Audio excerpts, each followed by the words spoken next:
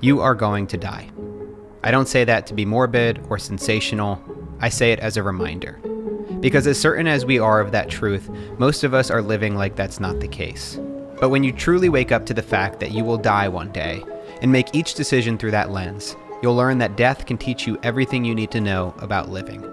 When you really digest your mortality, you start to think, okay, what's really important to me?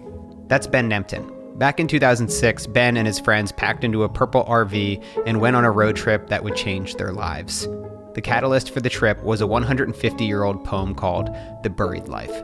So there actually were 4 lines that really kind of struck us. But often in the world's most crowded streets, but often in the din of strife, there rises an unspeakable desire after the knowledge of our buried life, right? And so the poem basically talks about how the day-to-day buries what you really want to do. And you have moments when you're inspired, but then that just gets buried by life. And so we're like, oh, this guy is feeling the same way we feel? And then we thought, okay, how do we unbury our dreams? And we decided to ask this question, what do you want to do before you die?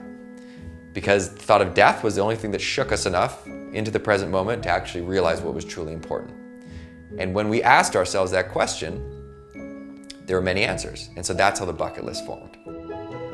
They made a bucket list of 100 things they wanted to do before they died, and then embarked on a road trip to cross the items off the list. Some of the things were easy, like going to Burning Man, and others were a bit more far-fetched, like playing basketball with President Obama. We are standing outside of the White House. Along the way, they decided to help strangers check items off their own lists. They'd ask that question, what do you want to do before you die? If they could help others achieve that goal, they would. And as we traveled, people started to hear about it, and they would reach out and be like, hey, I saw this item on your list, I can help you, here's my dream, can you guys help me? And this 2-week road trip, it just continued and continued and continued and continued, and ultimately, all these things that we put on the list that we were convinced were impossible, ultimately ended up coming off the list. It seems like a complete no-brainer, right? We're all gonna die someday, so we might as well go after the things that we want most. We should start that business, run the marathon, reconnect with a family member, because, well, you've only got one shot. We all know this. So why aren't we taking action?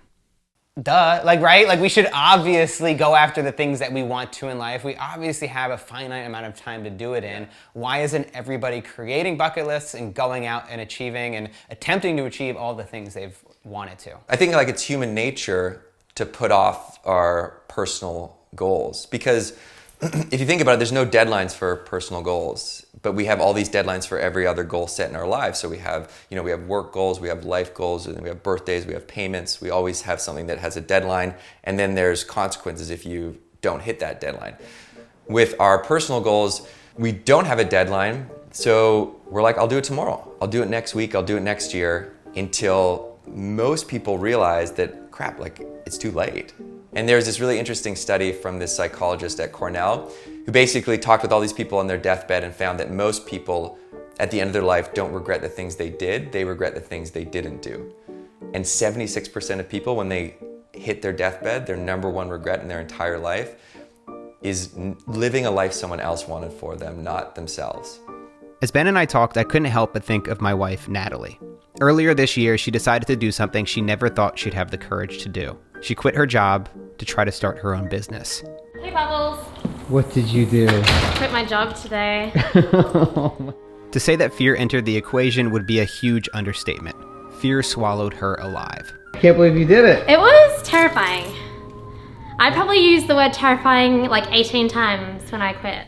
There is a cost to going after your dreams. You will likely face sleepless nights. You'll have to sacrifice some weekends and vacations. There will certainly be people who talk behind your back, people who just don't get it, and people that think you're an idiot for even trying. There will be crippling self-doubt, random bouts of panic, and you'll come to the brink of quitting again and again. These are all things that Natalie has faced over the past 8 months and continues to face to this day.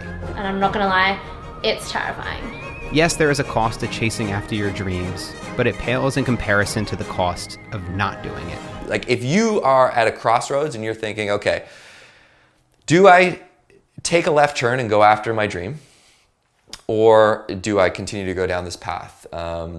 Because there are a lot of risks and I don't know if it's the right decision. Just picture yourself on your deathbed, looking back onto this moment, and will your future self regret not doing it? And if yes, then you have to do it. For every person like Natalie that decides to act on their dreams, there are thousands of others who shrink away from the challenge. So I wanted to get real practical with Ben and ask him how you might be able to change your own story. How should you go about writing a bucket list? And how could you practically go after the things on it? So first, kind of forget everything you know about a bucket list. And I think that immediately we think about bucket lists, we think of skydiving, we think of, adventure list items, where adventure is one category of life. There are 12 categories of life: spiritual, emotional, physical, material.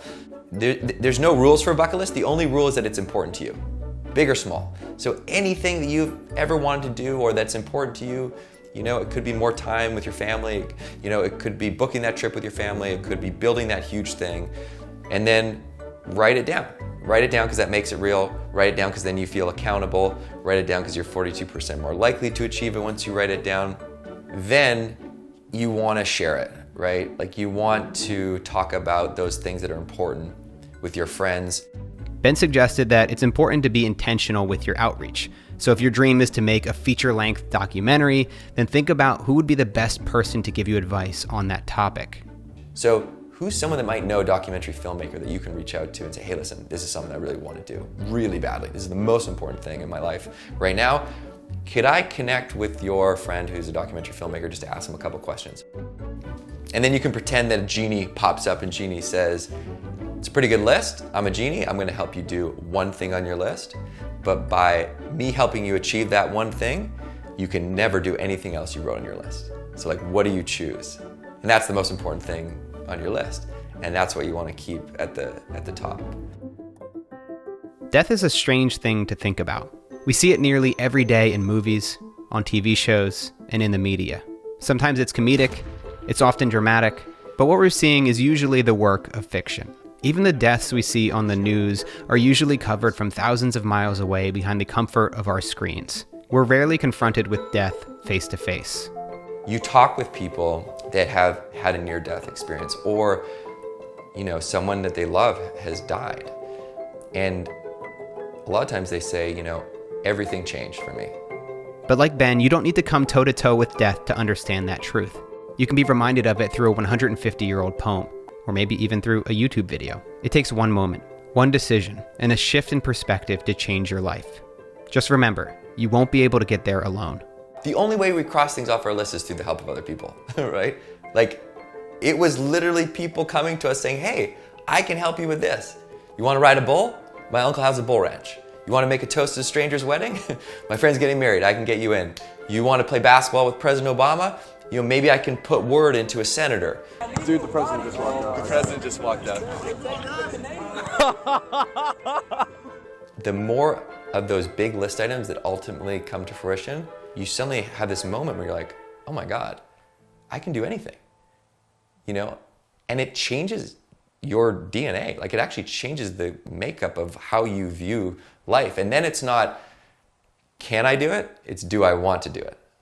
And I know it's going to take a lot of work, a shit ton of work, but I can do it if I want. So now I need to just decide, is this something that's really, really important to me?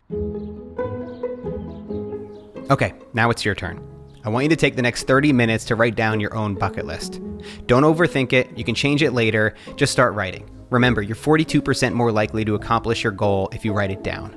And then when you're done, take a photo of it and share it on social media. You can tag Ben and I to become your accountability partners, or tag a friend you'd like to challenge to make a list of their own. By writing this down and sharing your list, you are taking that step that most people never do. And who knows, maybe you'll check a few things off the list. When you put yourself first, you put yourself in a position to serve others. And that's not selfish, that's service. So you need to do those things that you truly love, because not only is it the best thing for you, but it's also the best thing for other people. And that's something that I didn't realize growing up. I still thought it was a bit self-serving to do the things that were important to me. But now I realize that that was the best thing I could do, because it inspired all these other people to do the thing they wanted to do. And I think, honestly, if more people did that, it would change the world. I really believe that.